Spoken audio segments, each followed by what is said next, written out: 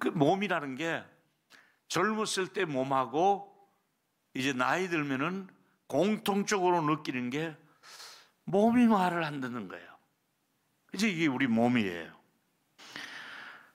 그러면 성경은 내 몸에 대해서 정확하게 뭐라고 얘기하는가?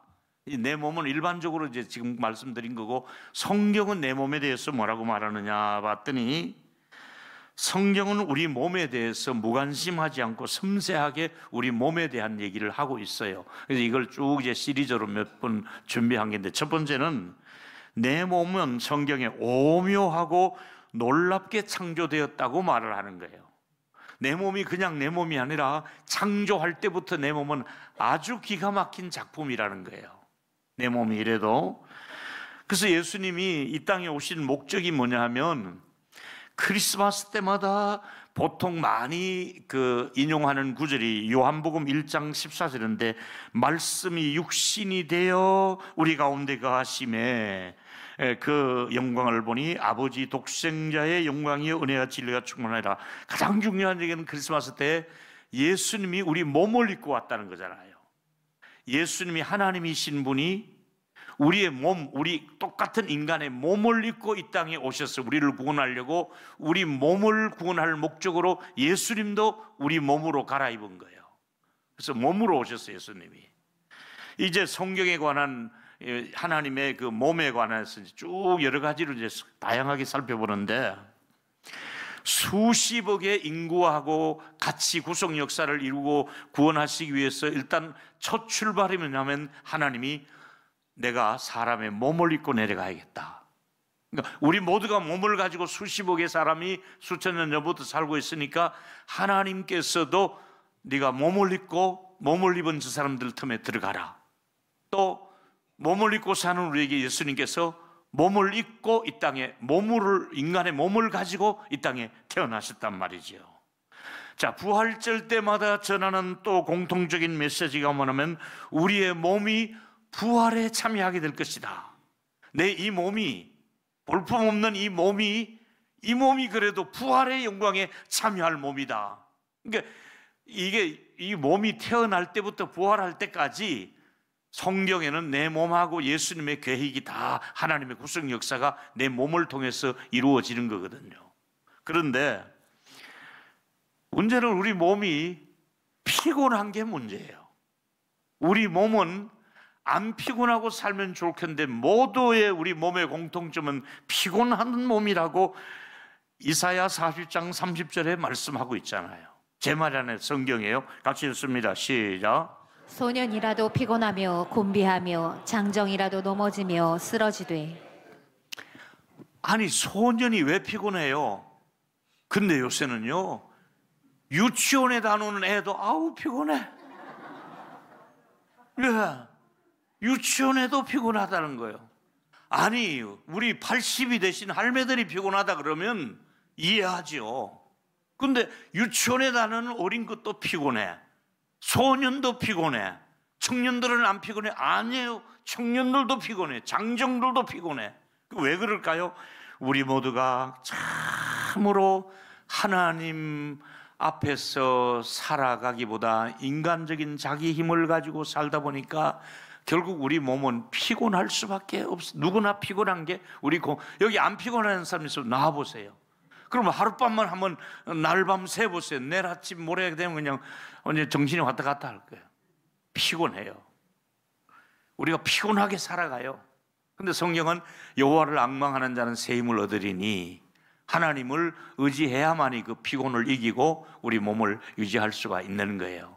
이번 주간에도 또 우리 하나님이 주시는 힘으로 하나님을 앙망하는 가운데 독수리 날개처럼 올라갈 수 있는 하나님, 우리 몸에 새 힘을 주시기를 축복합니다. 사람을 피곤하게 하는 이 모든 사람들이 또 하나의 공통점이 있다면은, 우리는 우리 몸에 대해서 만족하지 않다는 거예요. 성경은 우리 몸에 대해서 다윗이 대답을 했어요. 역시 은혜 받은 다윗은 몸에 대해서 이렇게 말한 것이, 다윗이 얼마나 기가 막힌지 몰라.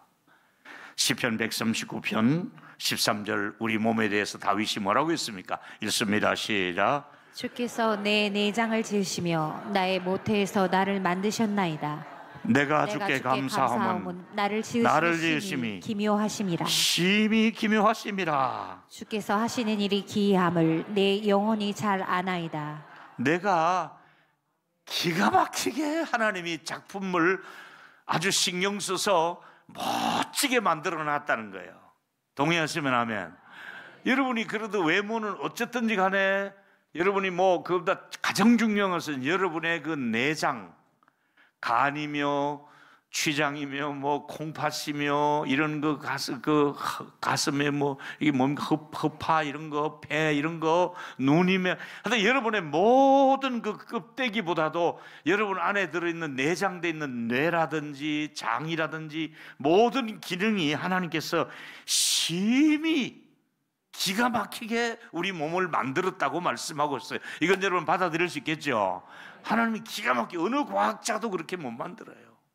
기가 막히게 하나님이 내 몸을 그렇게 소화도 되게 하시고 눈으로 보고 인지하고 느끼고 말하고 냄새 맡고 다 움직이도록 하고 또 많이 보면 또 속이 불편하게 하고 좀 있으면 방구도 나오게 하고 이게 기가 막히게 하나님이 만들어 놓은 거야.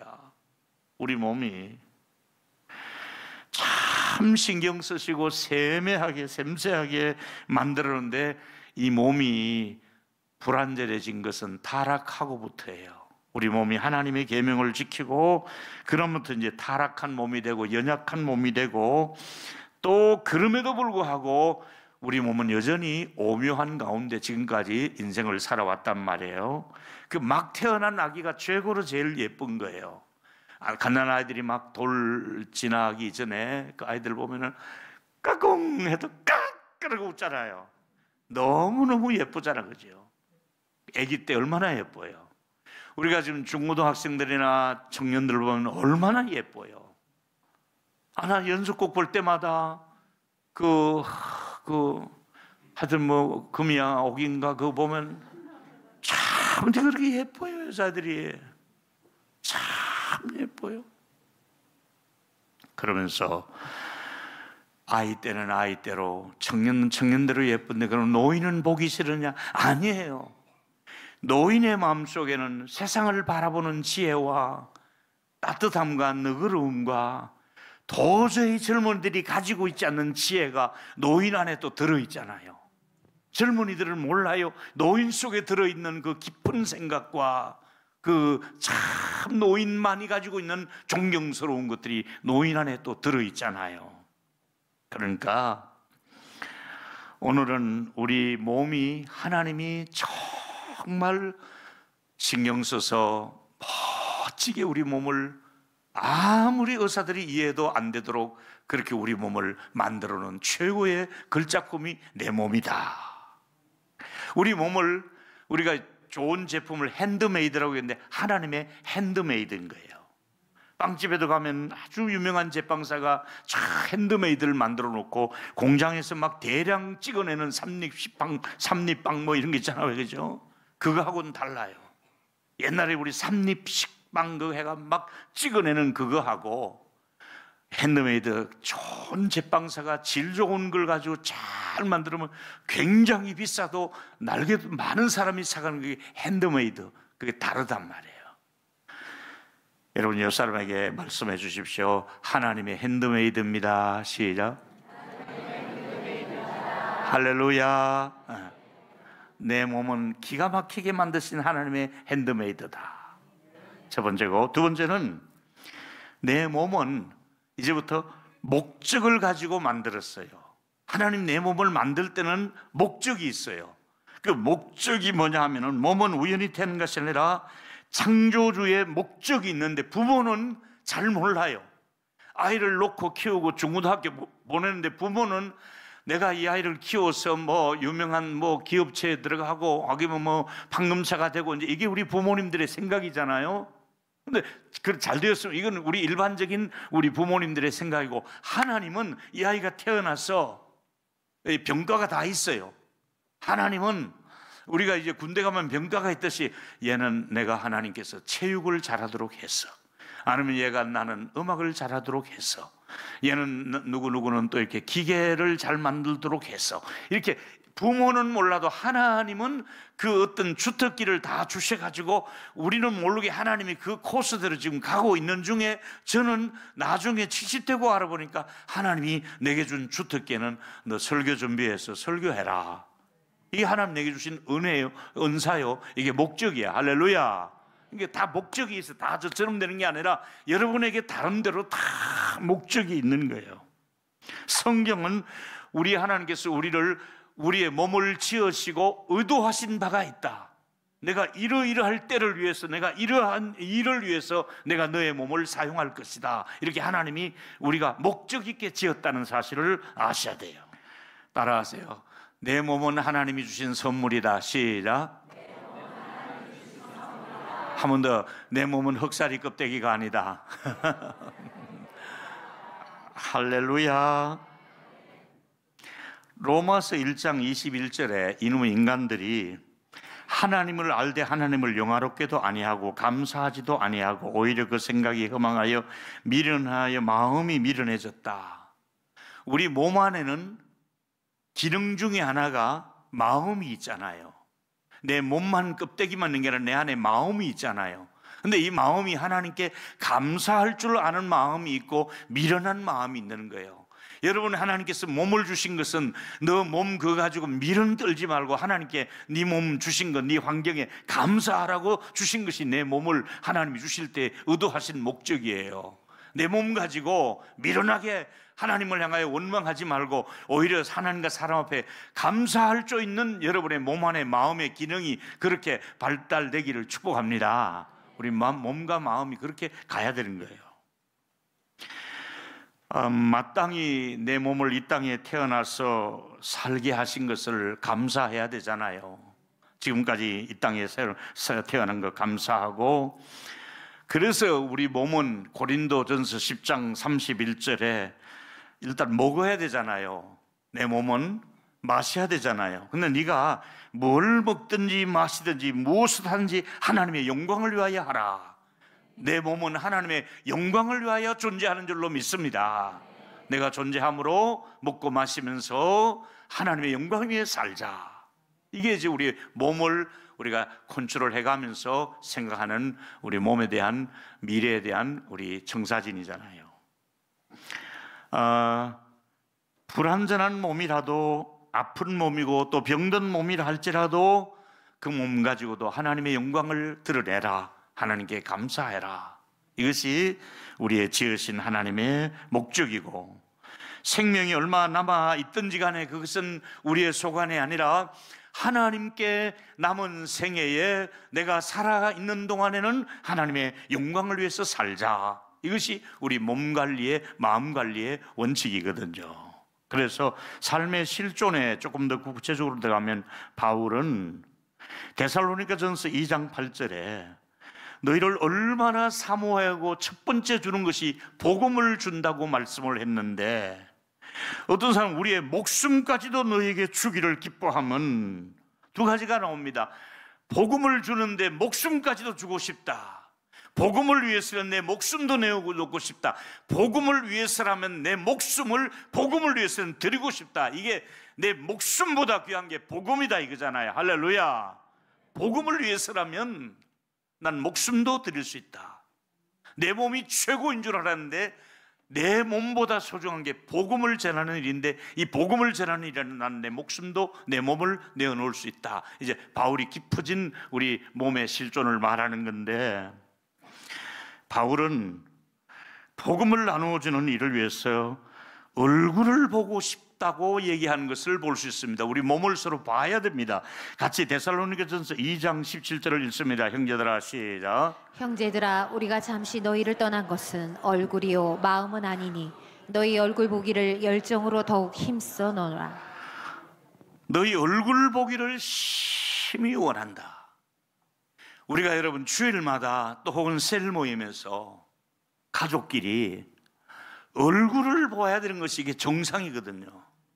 우리가 얼굴을 본다는 게 얼마나 감사하고 반가운 일인지 몰라요. 우리가 매주일 가족이든 교회 안에서든 내가 누군가의 얼굴을 볼 수 있다는 이 자체가 너무너무 감사하고, 바울도 심히 성도들을 보고 싶어 하잖아요. 근데 한 수 더 들어가서 보니까 사도 요한도 직접 얼굴 보려고 애쓰는 그의 편지를 볼 수 있어요. 같이 요한 2서 1장 12절을 읽습니다. 시작.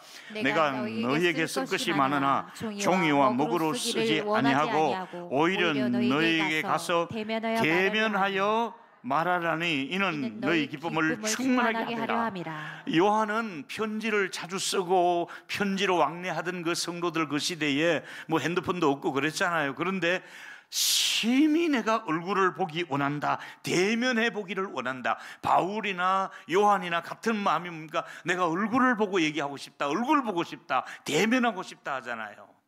왜 우리 여전사님들 신방을 가게 합니까?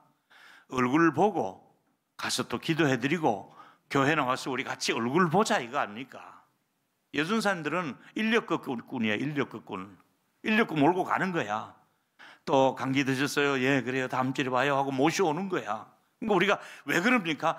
얼굴을 우리가 서로 봐야 될 사람들이잖아요. 우리 얼굴을 봐야 돼요.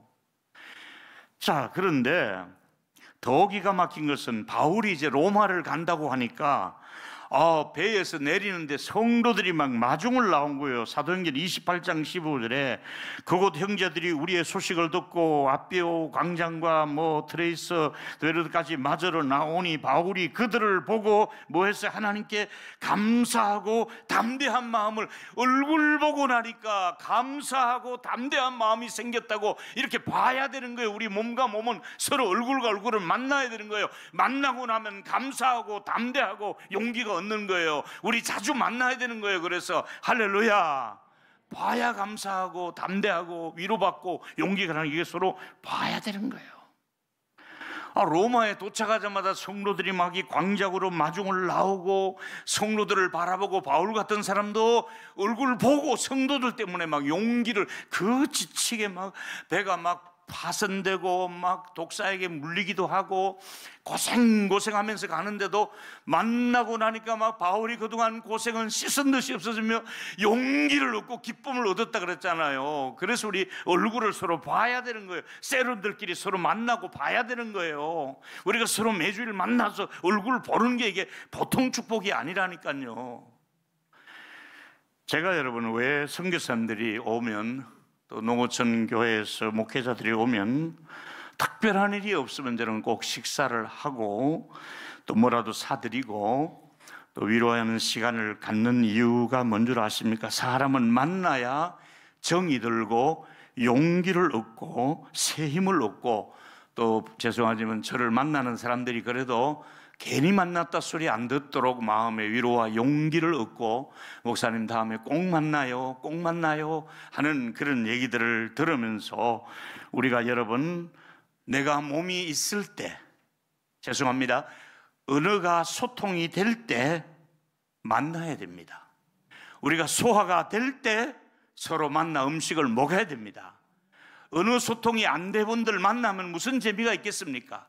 음식 먹고 소화도 못 시킬 때 만나면 무슨 내가 두 발로 걸어갈 때, 누가 휠체어 데리고 가기 전에 내가 두 발로 걸어갈 때 만날 사람 만나고 음식 먹고 같이 기뻐하고 얼굴 보고 언어 소통하고 좋은 관계를 맺어야 되는 겁니다. 내 몸을 이 땅에 지탱하고 있는 동안에 좋은 관계를 사람들하고 맺으라고 내 몸을 하나님이 지금 사회활동하라고 주신 거예요. 그래서 여러분, 상대방에게 나는 쓸모없는 존재가 아니라 유익한 존재라서 내가 오늘 저분을 만남으로 저분이 나 때문에 기쁘고 감사하고, 내가 또 저분을 만나고 오니까 나 저분 만나기를 잘했다고, 너무너무 귀하다고, 이렇게 서로 얼굴 보고 만나는 과정 속에서 하나님이 그 만남의 그 틀 안에서, 만남의 교제 안에서 좋은 용기를, 바울도 얻고 있지요, 요한도 그렇지요, 얼굴 보기를 원한다 그랬지요,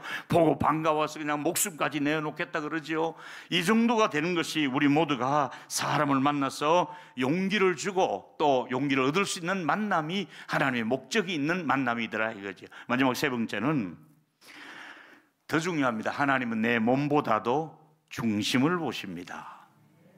지금까지는 우리 몸에 대해서 일반적인 얘기도 했고 몸이 관계를 유지해야 되는 것도 말씀을 드렸는데, 더 중요한 것은 하나님이 이제 왕을 세우려고 할 때 사무엘에게 하신 말씀이 사무엘상 16장 7절에 여호와께서 사무엘에게 이르되, 그 아들들 쭉 왔잖아요. 그 용모와 키를 보지 말라, 그 외모를 보지 말라.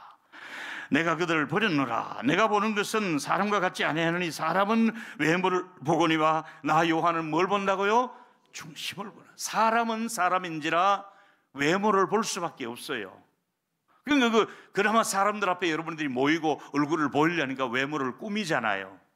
최대한의 얼굴을 여러분이 꾸미고 관리하잖아요. 그 외모를 보일 수밖에 없어요. 그러나 하나님은 여러분의 외모보다는 난 너의 중심을 알고 있다. 중심을 보세요. 하나님이 물론 사람인지라 외모를 보더라도 다윗을 통해서 주신 말씀은 분명히 말씀합니다. 나는 외모를 보지 않고 중심을 본다. 내면 세계를 보고 있다. 이렇게 말씀하시면서 다윗은 외모가 어땠느냐? 사무엘상 16장 12절에 보니까 그 용모가 빛이 붉고 눈이 빼어나고 얼굴이 아름답더라. 참 은혜를 입은 다윗의 모습을 우리에게, 그리고 그에게 기름을 붓는 사건이 일어났습니다. 다윗의 형들은 외모로는 다윗보다 항상 모든 면에서 그 외모가 다윗보다 형들이 훨씬 더 나았던 것 같습니다. 그런데 막상 하나님은 난 외모를 보지 않는다, 난 중심을 본다 하시고 결국은 평소의 마음의 중심을 보았던 다윗을 보고 그에게 기름을 부어고 있는 모습을 우리가 볼 수가 있습니다. 하나님은 외모보다도 여러분의 내면 세계를 더 잘 보고 있습니다. 요즘 영적 지도자들, 또 후배 목사님들을 보면은, 동역자들을 보면은 자기를 홍보하는 일에, 자기를 드러내고 홍보하는 일에 스펙을 쌓고 뭐 학위를 가지고 이런 것들을 자기를 막 드러내고 사람들에게 알리고 교인들에게 자기가 이렇다 하는 것을 자꾸 올리는데 뭐 나쁜 건 아니지만은 하나님은 그 목사가 얼마나 희생할 수 있는 마음을 가지고 있는가, 자기를 드러내려고 하는 사람보다 교회를 위해서 얼마나 희생할 수 있는가, 하늘의 미랄이 될 수 있는 사람인가. 내가 저 장로를 세우면 하늘의 미랄이 돼서 자기를 희생시킬 수 있는 사람인가? 내가 저 권사를 세웠더니 희생적인 권사님인가? 외모는 굉장히 아름다운데 그 속에 희생할 마음이 없구나. 하나님이 사람 세워놓고 후회한다 그랬거든요. 왜? 희생정신이 없을 때. 외모는 좋은데 중심을 보니까 그게 아니라는 거잖아요. 저와 여러분, 이제 외모는 우리 모두가 나이 들면 어쩔 수 없이 늙고 아프고 병들고 우리의 몰골이 젊은 때만 못하겠지요. 그러나 제가 여러분과 함께 약속하고 싶은 것은 우리 하나님 앞에서 외모보다도 아름다운 중심을 가지고 살 수 있는 저와 여러분 되기를 축복합니다.